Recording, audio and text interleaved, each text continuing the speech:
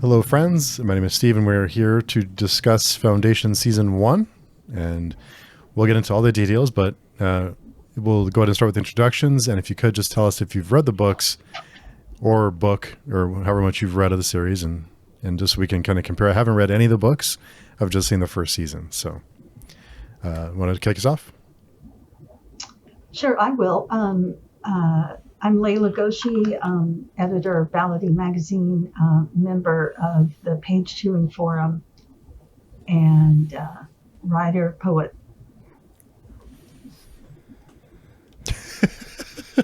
I'm just a guy with a microphone, so I don't know. That's it for me. All right. I'm Joshua. I'm also from the Page Chewing Forum, and I just watched the series and read the first book. Okay. So from what I've read is, well, because I just finished it a little bit ago, but when I went and just kind of read some like a recap or read some reviews, I read that it was very loosely based on the book. So that is true. Okay. That is completely true. So the book is more politics and trading and conspiracies, while the series has those things.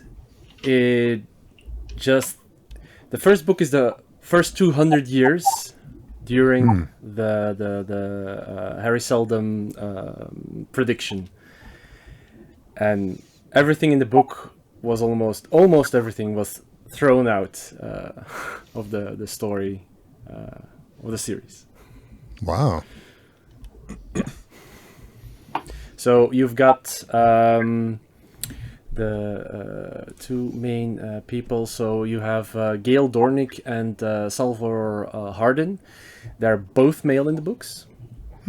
There are no love interests whatsoever. They show up in the books, but they do not have, well, for the first book either. They do not have any connection that I read so far. Interesting. So I'm guessing that they added in the other timelines, or they didn't focus on that too much because of to kind of set things up for later seasons and not. To kind of have more variety, kind of get an idea of everything that was in the story. Maybe I don't know. What do you think about that, Layla? I forgot to mention I had read the books a while back, like when really about the time Dune was popular in the 80s. Foundation kind of came back. Well, I'll say came back into orbit for me because, other sci-fi folks probably were like, very well aware of it. But so I always compared it to Dune. I think there's some similarities in like what, is it Joshua? Yeah. Joshua was saying that, it seemed a little drier, the politics and, I just remember thinking in terms of, this broad sweeping story and very serious people. And not that many women. And so that was one of my, I guess, confusions when I watched the TV series and I started thinking back, just in regard to which character is filling which role. And so, so I would probably venture to say now, this is very different than the book I remember reading. Yes. Well, having not read any of the books, this season was very up and down for me. I think there were some storylines I really enjoyed. It almost seemed fragmented. I think some of the storylines felt like they were written by different people. It almost felt like they weren't connected. I think the the Warden storyline especially felt very. It felt different. It felt very different. Had different feel to it, and I hate. I don't. It just felt like there was a different. The caliber of performances was a little off too. I think the best performances and the most intriguing storylines for me was the Foundation storyline that have with the Empire, and then with Gale. I really like that one too, with Harry. But the other side felt a little. It kind of felt like it was like a different show, but it wasn't. So it felt a little off. Yeah, it was interesting how they intertwined all those stories at once, trying to make it feel like, ooh, there's some mystery there, and we'll see what happens later. And are those at the same time or not? Stuff like that, which I liked it, but indeed it felt sometimes disjointed. That you were watching and like, really, this, what? And because of that, sometimes I even got to predict some stuff that was too easy. Like, I saw what you did there, but you tried to make it look cool, but it didn't work out, for me at least. Mm-hmm. Yeah, I do not think, for me, that there was any episode that was lesser than the other ones. They all had their faults or issues, let's say, for me. Mm. Yeah, I agree overall. I did find the story interesting, and I really I did like the visual elements, the giant structure on, is it Terminus. say Titan, but Terminus. Yeah, Terminus. Terminus, thank you. I'm thinking something else. It kind of reminded me of the film A Space Odyssey. Do you remember that with the monolith at the beginning, and here are these prehistoric people around these monoliths, and so I kind of felt like that was a callback, to. It does that a lot. Yeah, there were, and there were other things. So I enjoyed the water world, the watery world. Yeah. So, and I really did like the dusk and dawn and day. That I is really very liked interesting. how, they were playing with that whole idea of cloning. So. Uh-oh. Taking a drink of my coffee, and I forgot to turn my mic back on. Okay. Yeah, blame it on the coffee. No, I thought that whole having three different emperors. I thought there were some great questions that brought up too. Of, do you have to be soulless and ruthless and not feel any sympathy to be a good ruler, or can you be a good ruler having been able to feel sympathy and be able to feel people's pain? Yeah. And so I think there were some great questions there that were brought up towards the end. The last episode really tied in a lot for me, because I kind of felt like it was dragging, and then the last episode really tied it all together. And I thought the last episode really hooked me and brought some things around. But I thought that was very some great questions, and also having the three different stages of the emperor through his life. And then when he does his walk and he's in the desert, it kind of felt like a lot of religious symbolism and undertones there with the Holy Trinity, and there has to be three of them and that whole thing. So again, going back to the book, first off with the giant statue thing, that they're like, oh, what is this, the vault? What is the vault? In the book, it's just like, we know what it is. They immediately know what it is. Also, the story is told, everything is chronologically, so there's no going back and forth. It's just, you're going through the ages, you're going through this time, and they have their issues that they need to solve that Harry predicted. And the emperors, for me, having only read the first book, represent like they keep reminding us it's stagnation because it's always the same. We keep doing the same stuff, and then on the other side they are implementing indeed the whole religious take. Like religion also stops a lot of innovation. It says like this is outlawed on the water planet. This is bad for you because no reason given, just the god, the sleeper, will be mad at you if you do this. And that is the reason that Harry has invented the psychohistory math equation, because it will show you that because we have had this in our history, in the Middle Ages and before, every time religion steps in or the same ruler stays longer,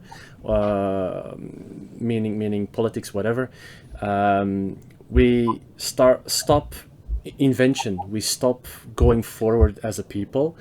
And that's why he says we're going back to the Dark Ages. We're going to have a moment that nobody knows anything anymore because we are stagnating.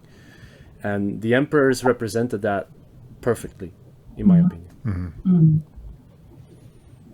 Yeah, and even an aspect of that where, Brother Dusk is still there and it's sort of serving as an advisor, but I did question the reality of that just a little bit, because just the whole idea of power, and does Brother Dusk really want to give up the power that he's had to give up?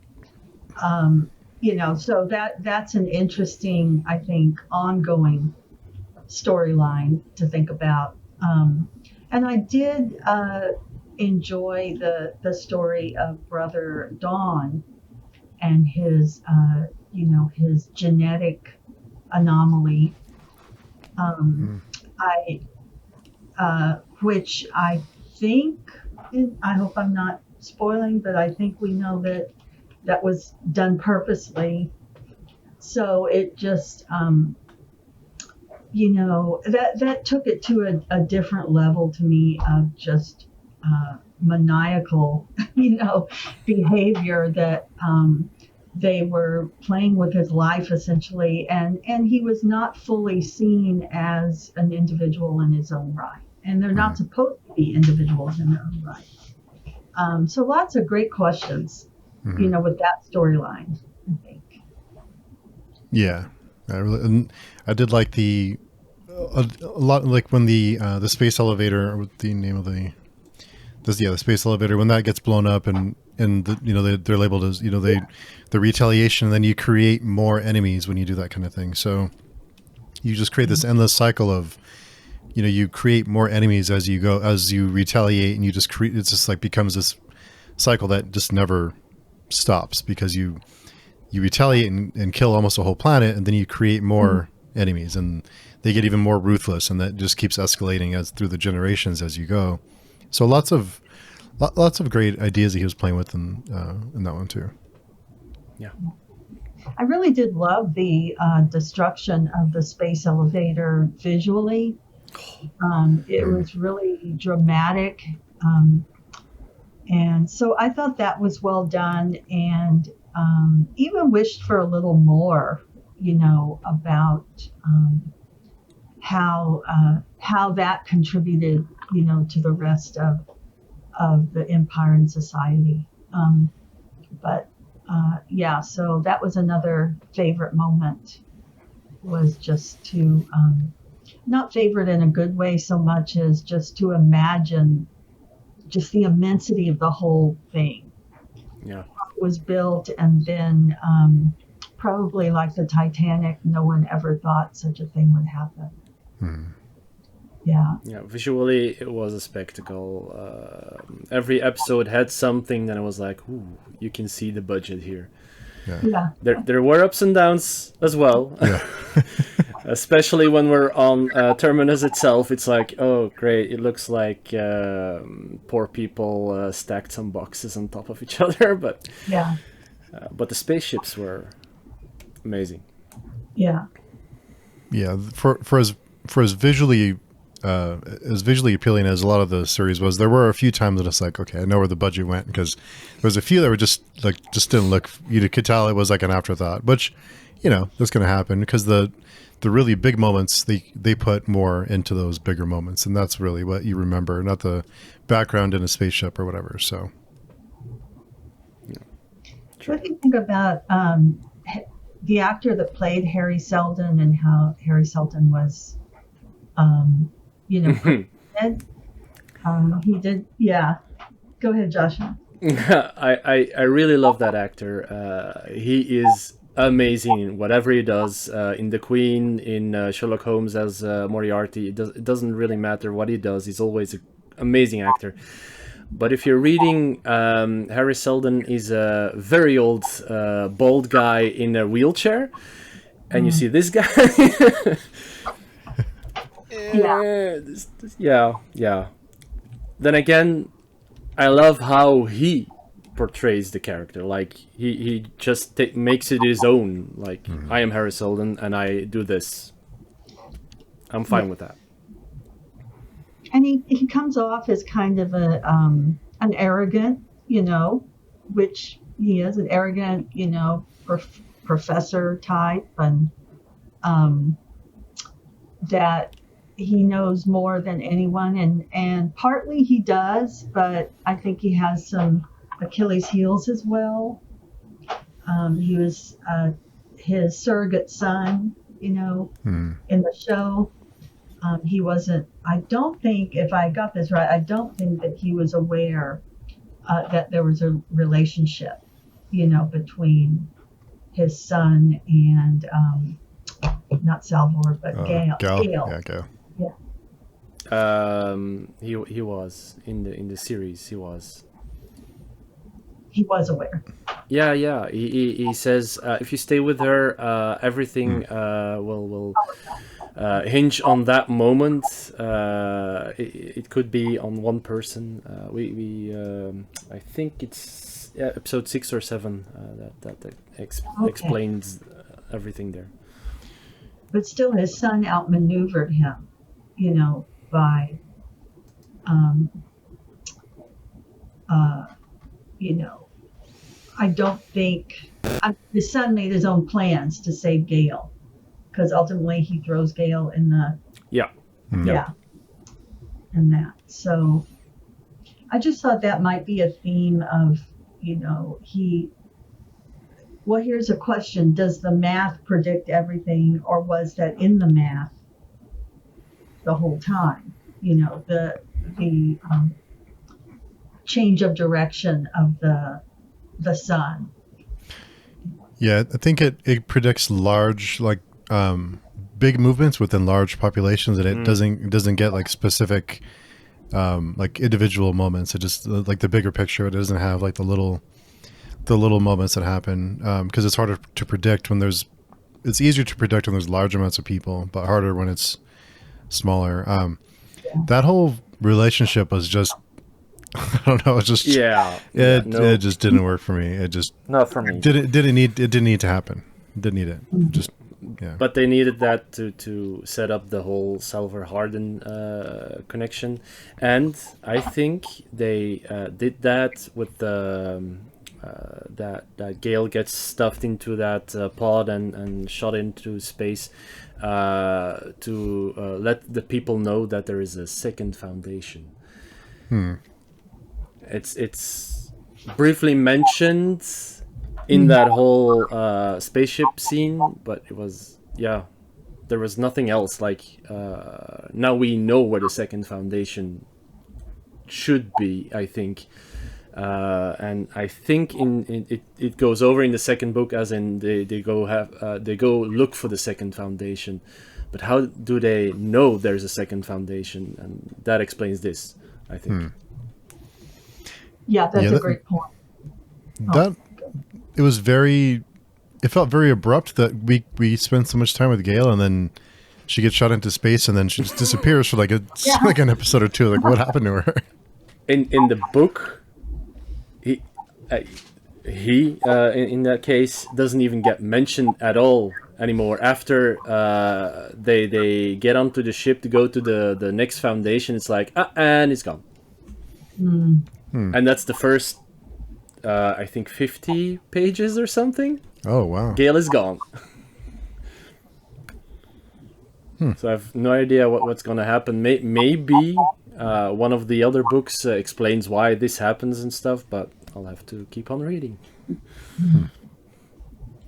You know, the disjointed part that came up for me when we were talking about that earlier was I really enjoyed the story on Terminus.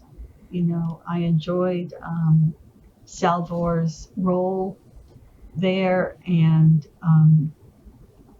I wish that had gone on longer just as its own story. But it worked. I mean, it all works together ultimately. But I liked that, you know, she was growing into a figure of importance in that community. And I was very interested in just her relationship with her parents, because you could tell there was a little something off, there. So, yeah, I thought that was good. Okay, so I guess it's too late to say that we're going to spoil everything, but on the last scene of the 10th episode is Salvor and Gale meet each other because they both end up on the same planet looking for each other, or Salvor's looking for her. Were we always supposed to know that Gale was her mom? Because I assume so, because it did seem kind of odd, but where did she come from? Like, how is she her mom? I must have missed it. That's something. Oh. Yeah. Oh, okay. I'll just keep going. Yeah, there's something weird with my internet.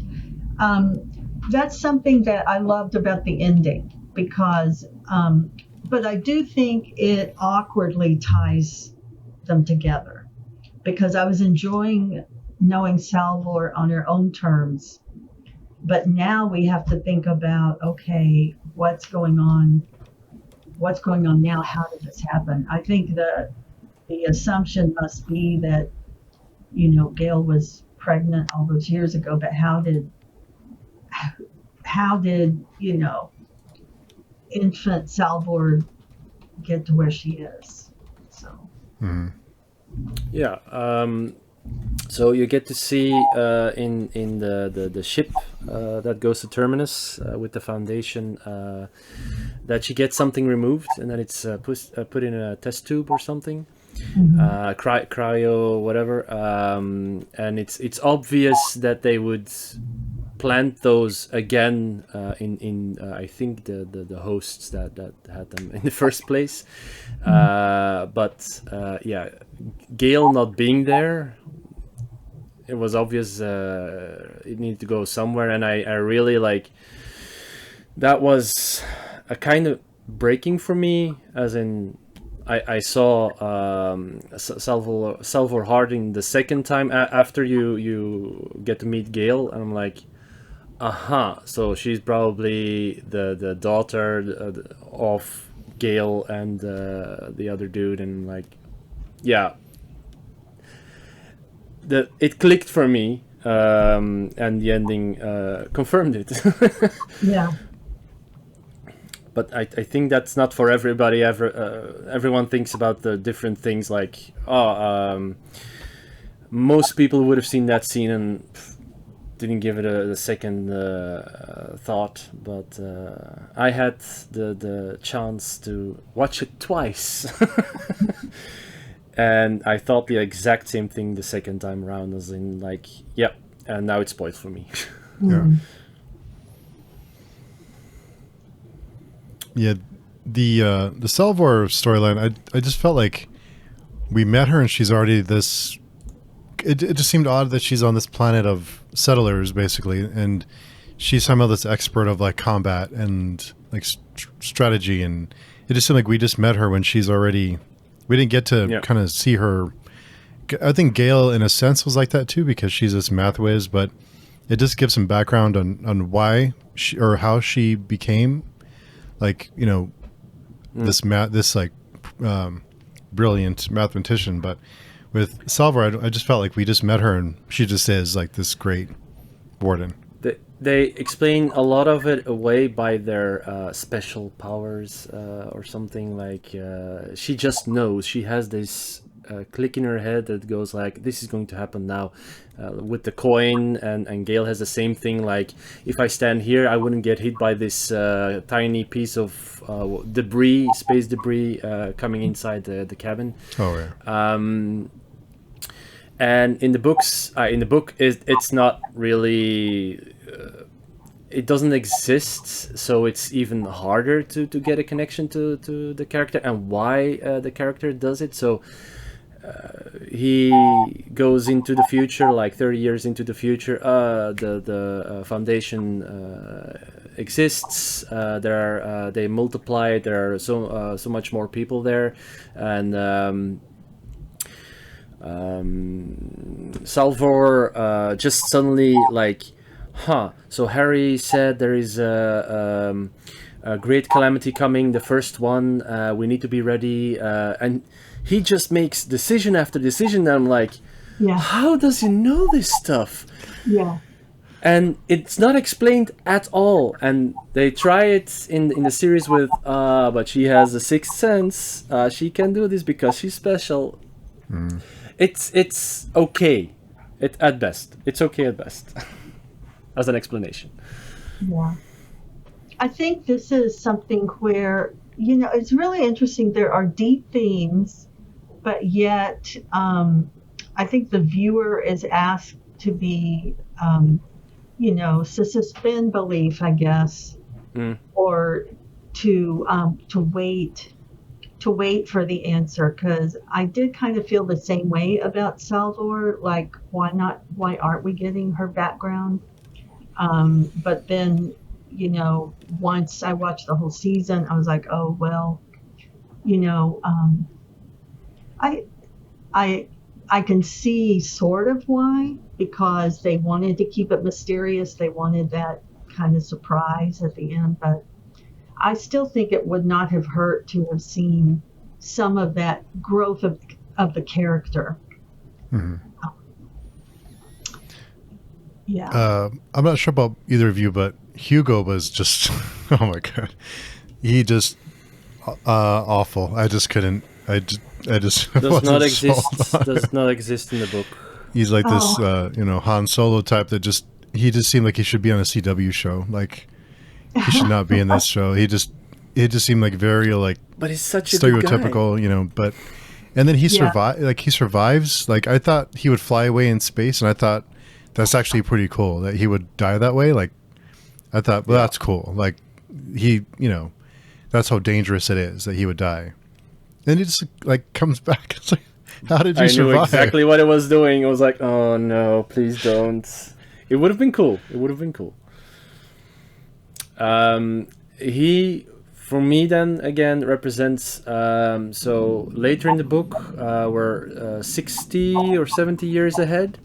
And suddenly we are nearing the next crisis that Harry predicted, and it has to do with economics. So they need traders that go from planet to planet, who are linked to the Foundation, that undermine the authority of certain planets like Anacreon by doing trade with them and installing a base of religious people from the Foundation, and so evolving their plans for the future. Like, okay, so this is how we keep technology in rotation. It's hard to explain if you haven't read it, but I think he represents that, like, oh, there are traders, but that's like 70 years in the future. Oh, okay. Yeah. Wow. It's weird. and when I forget the race that comes and attacks them, and starts, and I think they turn into like stormtroopers because they're terrible shots. Like like the Like, Anacreons. the Anacreons, yeah. They're like right in front of each other, and everybody misses. It's like okay, fine. Yeah, one person gets hit in the shoulder, and the as I said, the whole foundation, like the place itself, was so cheap compared to everything else in the series. Even the walk he did was high budget. I really loved the whole circle walk. That was cool. Yeah, Yeah, that was a great scene. but the place of the foundation itself, Yeah. weak. I think we're getting to the point where we're saying like everything with Salvor Hardin was the weakest point of the entire series. Yeah, I just think the performances too. I think I just there was a few times that I was laughing out loud because it was so bad. It was just so. I don't know if it was a dialogue or if it was the delivery, but there was some portions where it just like, who wrote this? Because it doesn't seem like the other. It seemed like the other portions took itself like seriously, and it felt like the caliber was just different. Like it just seemed The like dialogue was better. yeah, and I wonder if they had a different writer or a different group of writers doing that section. But yeah, it just that was the roughest part for me. That that storyline. So, how, Jose, do you remember how the caretaker of Empire? You know who I'm talking about? Yeah, but you're talking about another person here, Joshua. You mean? So the caretaker, Demerzel, the robot lady, yeah. Yeah. Yeah, we're always talking with Jose, so yeah. Oh, I'm so sorry. I'm so sorry. Yeah. Yes, no problem. I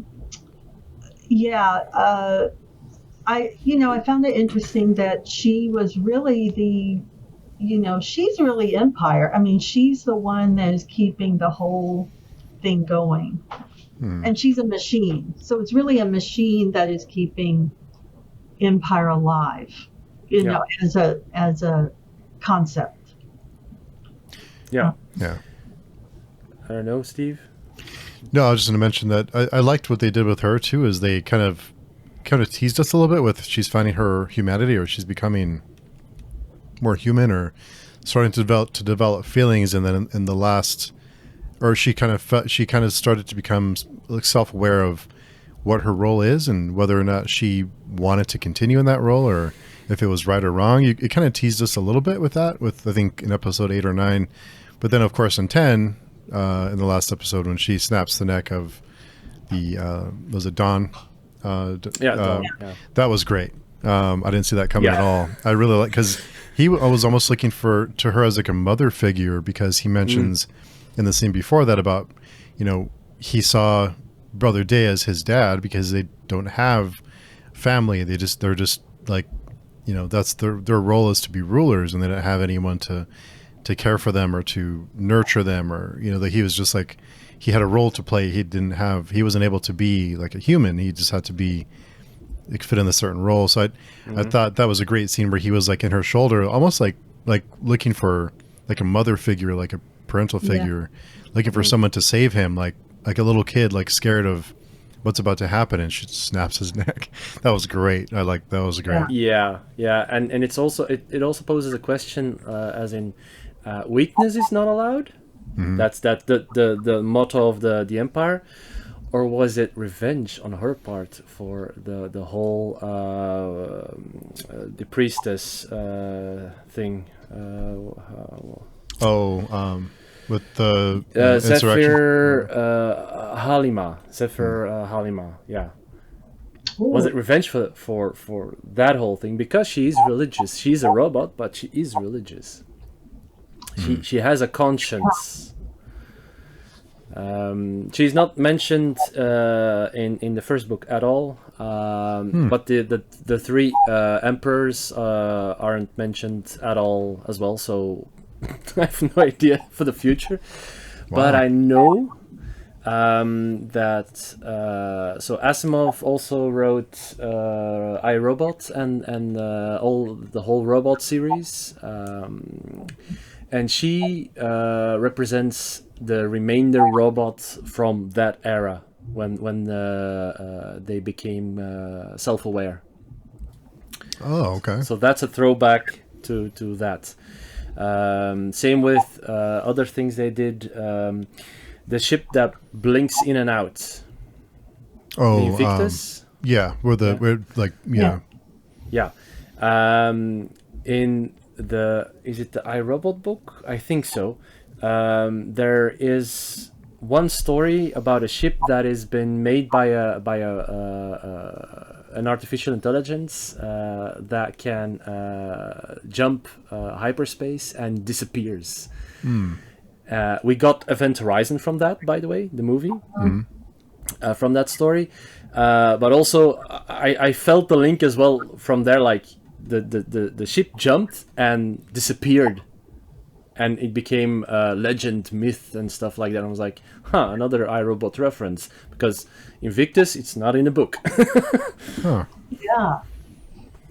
I just love that. And, not only that type of callback, but I think it's relevant today with our current conversations about sentient AI and that kind of thing. And so it's appealing to a viewer on an even more relevant level, I think, right now, too, just as a story and something engaging to think about, which I've mentioned Murderbot before. Again, not read it yet. I don't think of it as a great story, but definitely that's an appealing theme. Yeah, a relevant story. A relevant story, yeah. Kind of made me think about Blade Runner. Yeah. And Do Androids Dream of Electric Sheep? Yeah, and also it's funny you mentioned Event Horizon, because the interior of the Invictus. The interior is very similar to Event Horizon from the movie. I'm not sure if it's just if Event Horizon if the interior was inspired by Asimov's.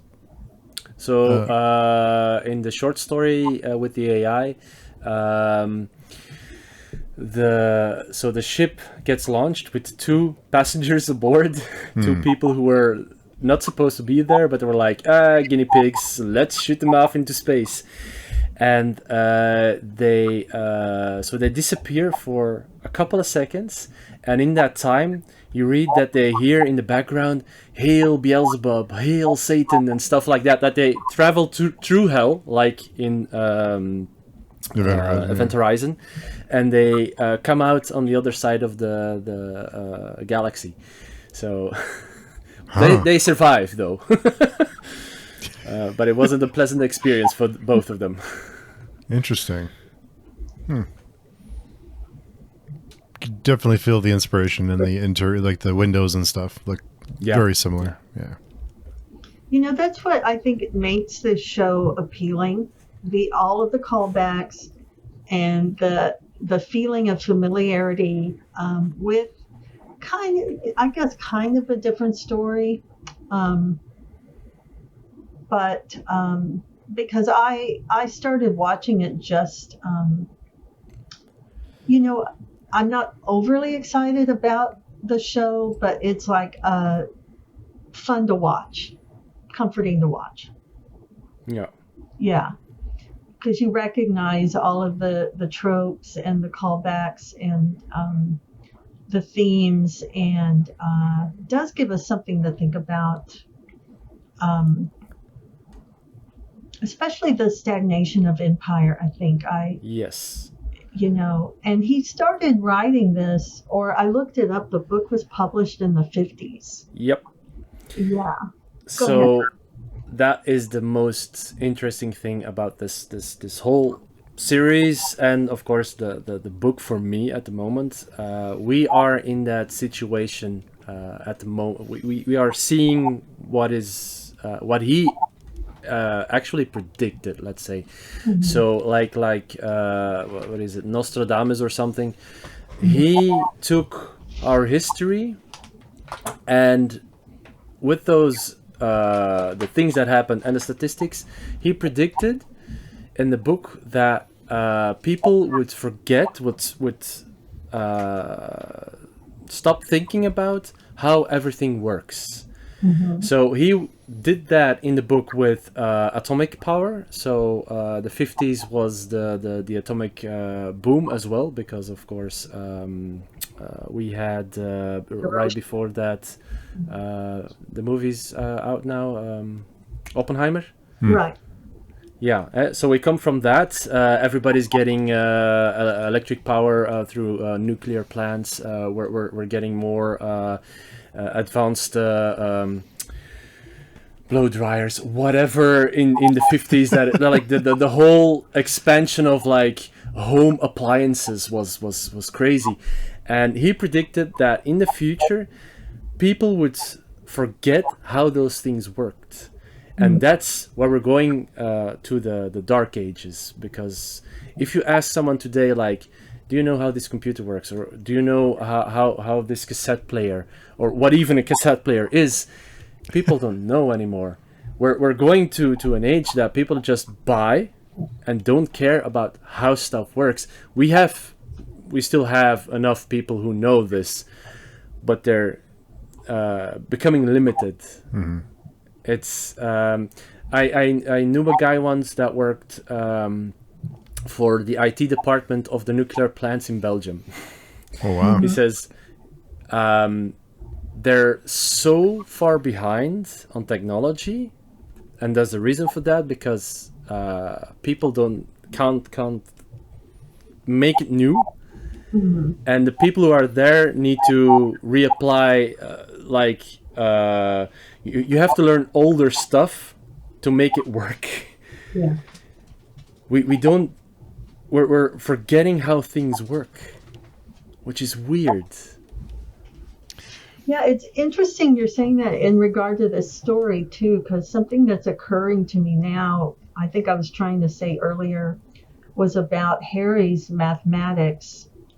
And I don't know where this show is going, but he's assuming, just like Empire, he's assuming that his mathematical equation is going to run sort of on autopilot, that he knows the future, that, okay, he sees how everything's going to set up, so it's just going to run on autopilot, which is really the same thing happening with Empire. And so, the issue of his adopted son, maybe, taking an action he hadn't, forecasted, and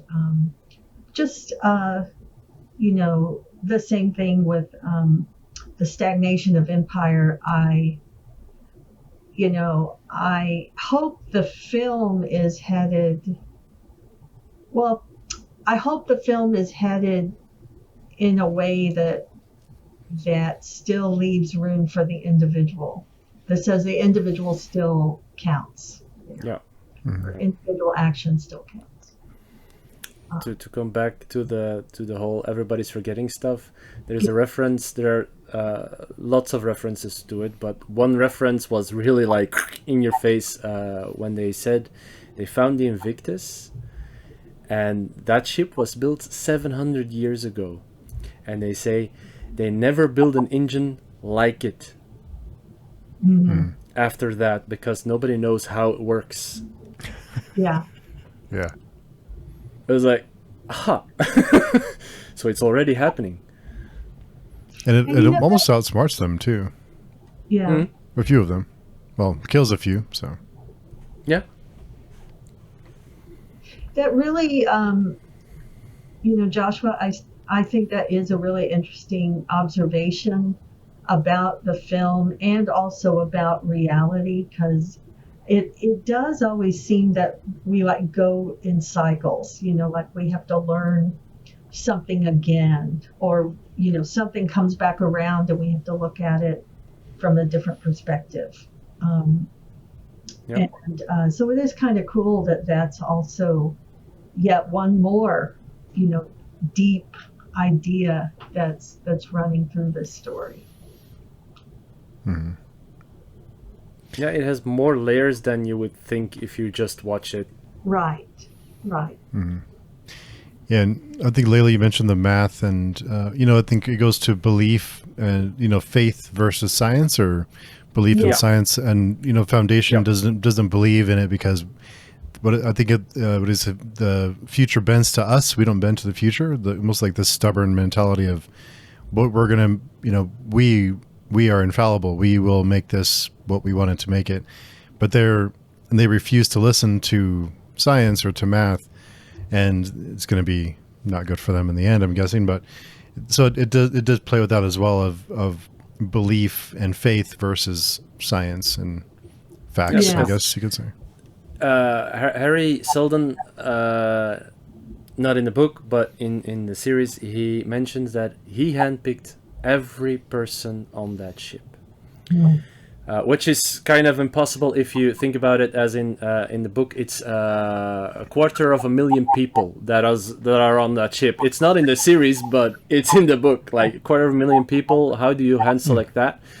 But the reason he mentions this, I think, is because all of those people are either learned people or functional people, as in they know how this works, they know how that works, and they need the Anacreons, when they land on the planet to kidnap those people, they need them for the operation of the spaceship that is 700 years old, because those people still know things that other people don't, because they are not part of a religion. They call it like the Harry Seldon followers, it's a religion and stuff like that, but they're all science people, all of them. Harry selected science people to further the knowledge that they have, instead of letting it decline because of empire or because of religion.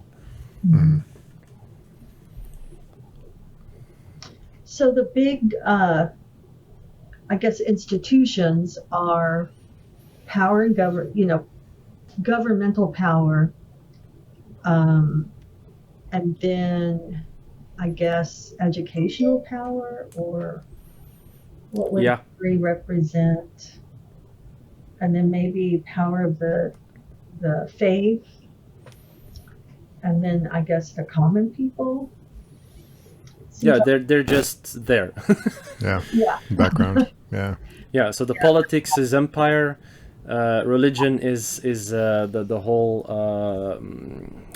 I forgot the name of the Zephyr women thing with the circle, and then you have the educational side, the foundation. Yeah. There was one line from the last episode that struck me a little bit, and I'm not sure if either of you caught this too, or but when Demerzel is comforting, I think it's one of the brothers. I think it's the brother Don, and she tells him all love is programming. Yeah. Yeah. Yeah, that's a quote. Yeah, that's a quote. Slap it on the box. That comes back to really a lot of human instincts, I guess, or habits. There's always that argument: is this nature or nurture type of thing? Is this, do we believe this because we originally thought of it ourselves, or is it something that's been absorbed from society? And love is a whole other level, faith is a whole other level, but at the same time it seems like that's what he's two things. I don't know if that's what the author's asking, but I think that's what the film is asking. So, and I really can't remember if that was part of the books, because as Joshua said, the whole love story isn't there. Yeah. You said. Yeah. you didn't know if there were women. There were exactly 2 women mentioned in the whole first book.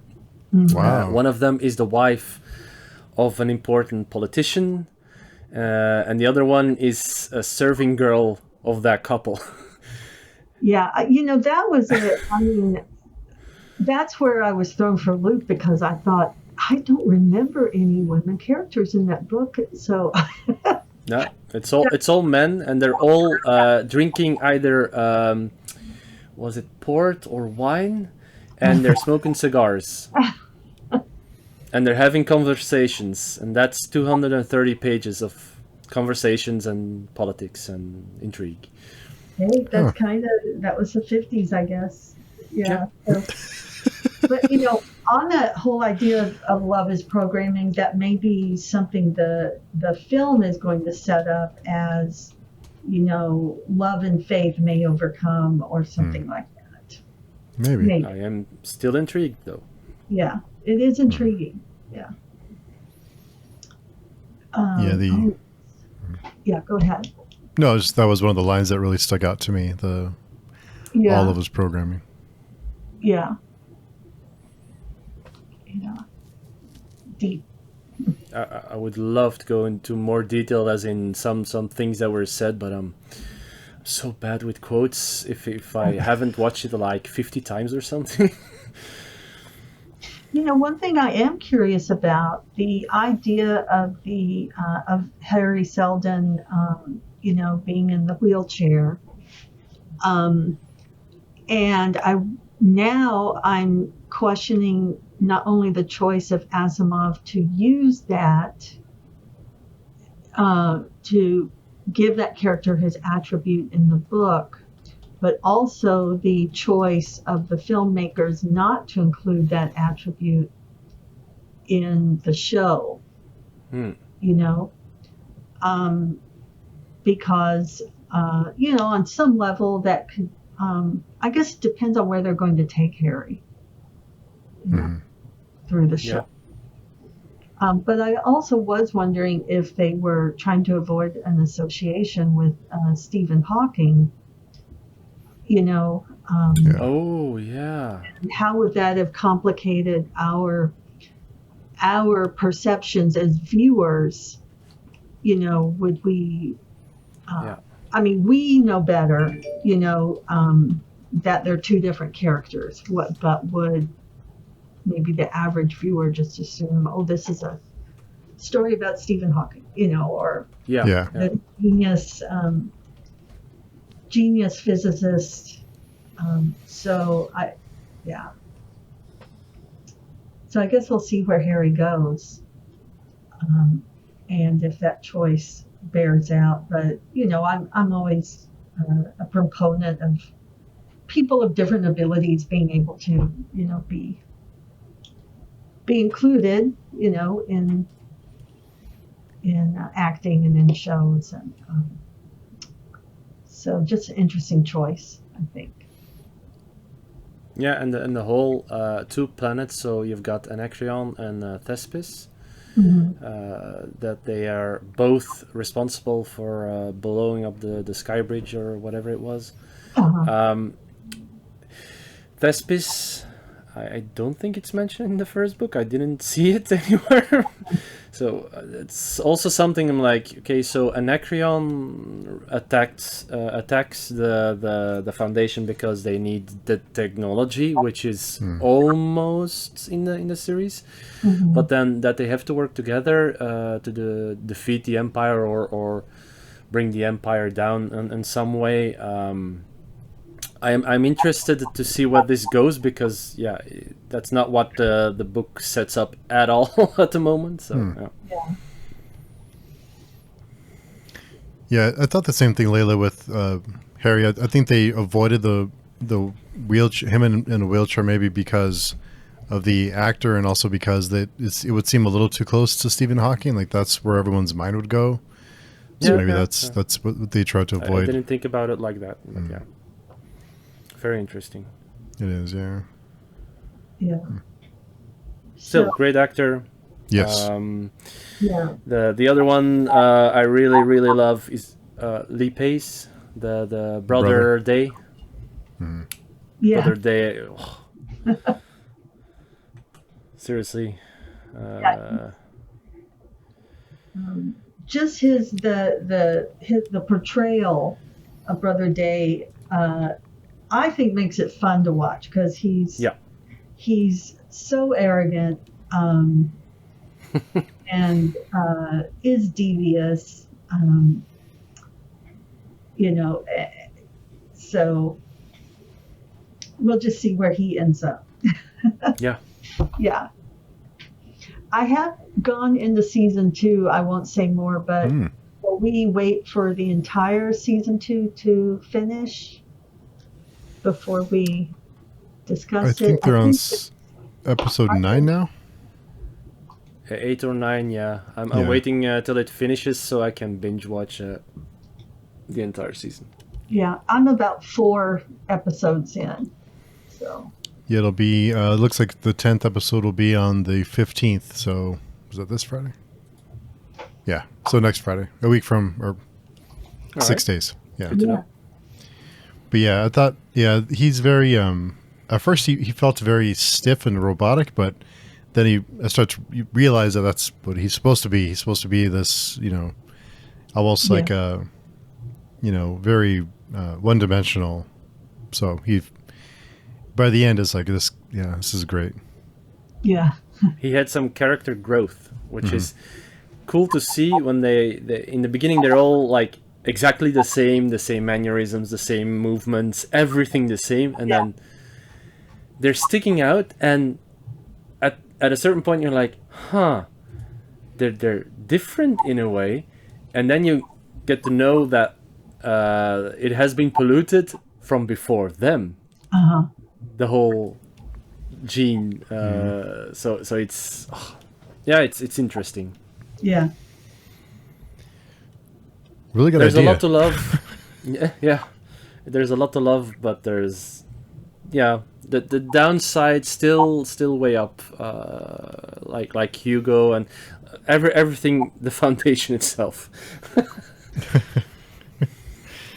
Yeah, I felt like it had potential. I think it just felt like a different show a lot. There was a few moments, but I think it just felt. And even like really great actors. I forget his name. He's in The Wire. He's Salvar's dad. She calls him dad. He's brilliant, and I don't know. I just didn't do it for me. But I thought the last episode really did a great job though of tying it all together, or a lot of it together. It did. Yeah, it did.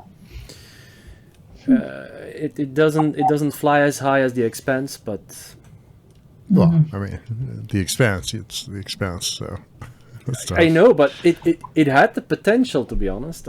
For me, it had the potential. All the ideas they put together, if some tweaking, and it would have been an 8 or 9 for me, but yeah, it isn't right now. Yeah. What about you, Layla? What are your thoughts overall on the first season?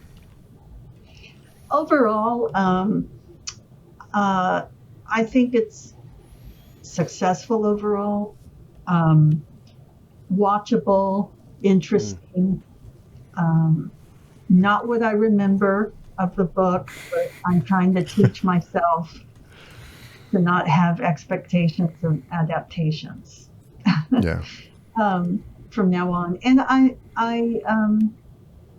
so far I'm still with them on everything. There's nothing that is such a big turnoff that I want to stop watching, because I think they're handling the deeper themes well and letting us, the viewer, think about it more than being heavy-handed about what we're supposed to think. Yeah, I agree with that. I think it's more of those types of ideas are more effective to me when it's done subtly and when it's not done overtly. It's there if you want to explore it, but it's not like, because when it's too heavy-handed, then it just doesn't have the same impact for me anyway. Yeah. Right, I agree. Yeah. So good stuff. It is. Overall it's pretty good. Just Yes, it is. It's very up and down. Very, like, there's some great great colors. The scene with Gale and Harry in the ship. I think it was in episode 8 or 9. That all the different lighting and the color, that was really great. Really, there's some really great scenes. Yeah, she wakes up when the space jump happens. Again, 2001: A Space Odyssey with the space and time, with the black hole. When he's going hyperspace, it's going all colors. It was weird. Then seeing the Star Bridge for the first time, I was like, you felt like that person standing there. Whoa, how long is that thing? Yeah. Yeah. There were several times, and I was like, wow, this is just. Oh.